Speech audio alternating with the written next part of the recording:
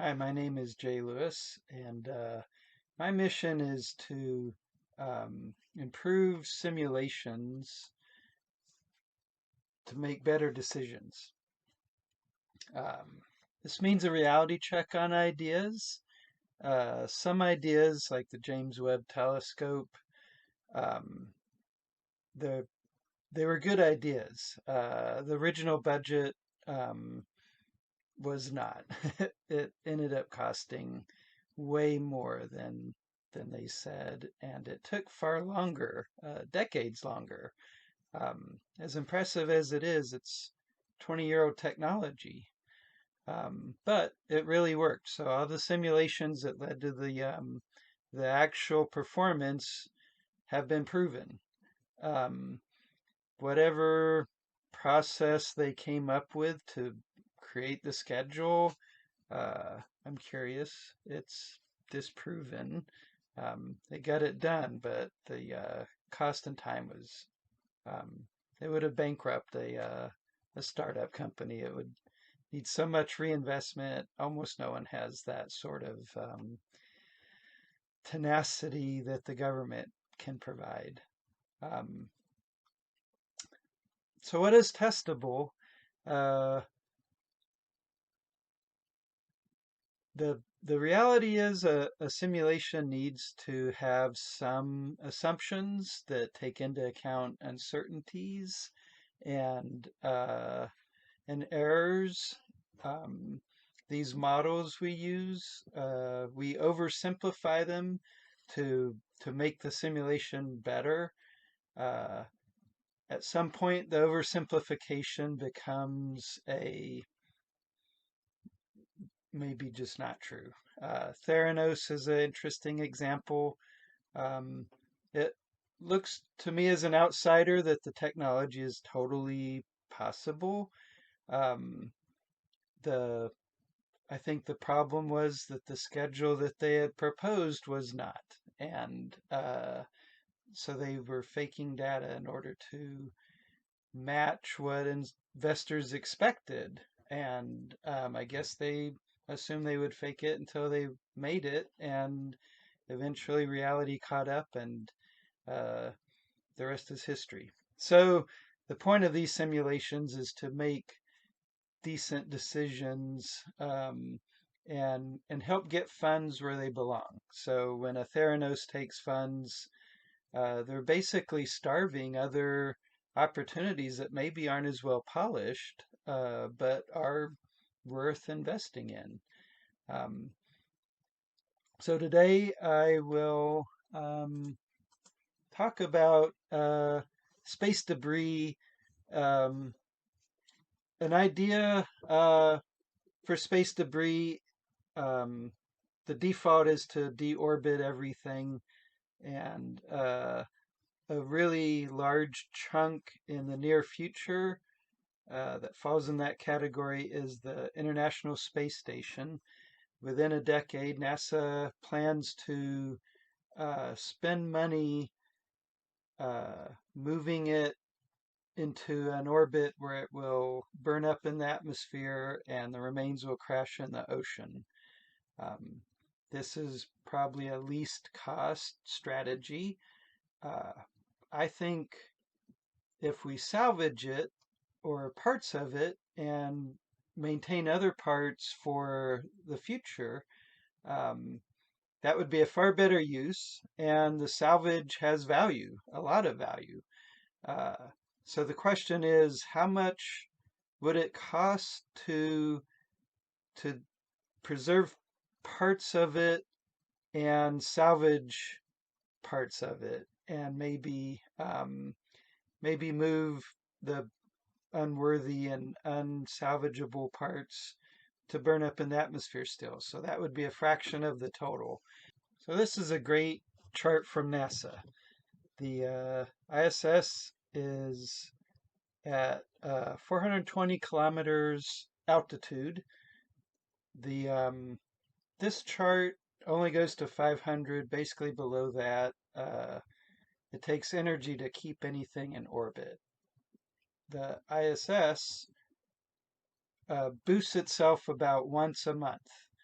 That way, if it will stay around 420. If it stops doing that, it will get dragged down into the atmosphere. And as it gets dragged down, it gets even more atmospheric, drags it down even faster. And within a couple of years, it will burn up. Um, its inclination is at 52 degrees. So it's on a plane uh, that is off center from the other planes. Let me show you a chart for that.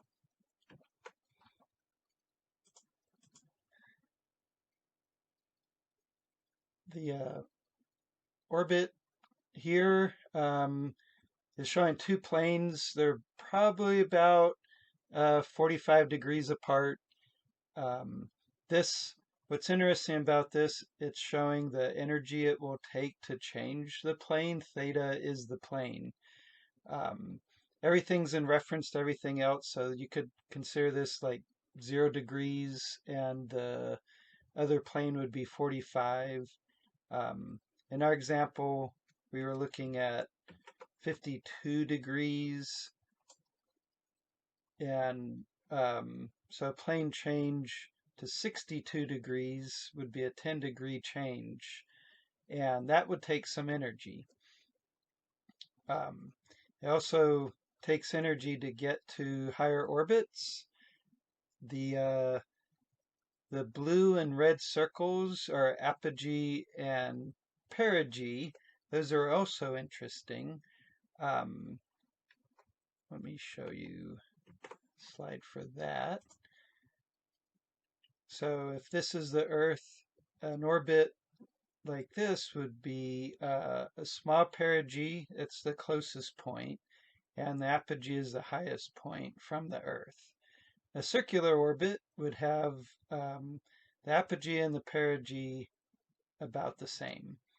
And when we look at this chart, we see all of these perigees and and apogees on their own over here, but in the center we see apogees and perigees overlapping. So I'm guessing these are the same orbit for some debris that's almost circular, and we don't really know from this chart what's matching. Actually, we can tell that it's not matching. So here's a perigee with no apogee, so it's above 1600 kilometers, wherever it is. So the question is, let's say we put a salvage robot at the ISS. We take what we can from it. The batteries are very valuable. There is a lot of aluminum. And then I think a lot of historically interesting parts. Probably not the whole structure. You know, the classic image of the satellite is a lot of solar panels. But for a museum, do you really need all of that? Definitely want to keep one. Uh, the rest may as well salvage them. And so once you've salvaged the ISS, then where do you go next? So there are two options with a salvage operation. You can either grab the debris and bring it to a salvage yard, essentially. I think of it as a salvage bot because it will need to be under control. Might be a salvage station. The other option is move the salvage operation to the debris. My mental model to start with will be we're moving to the debris. And the reason for that is, as you can see from this chart, there are clusters. And, you know, let's say the ISS is our salvage yard. To bring everything to the ISS will take a lot of energy. Salvage the the ISS, and our salvage station um, needs to move on to the next best place. Uh, I've circled a few interesting regions. So this one is interesting because it's the closest. Um, only uh, a few, um, about 100 kilometers higher altitude, and 12-degree, 13-degree change. I guess that one would be the closest in uh, plane change. This one might be the closest in altitude change. Um, Maybe we would salvage all three of these, and then salvage these, and then go and salvage these.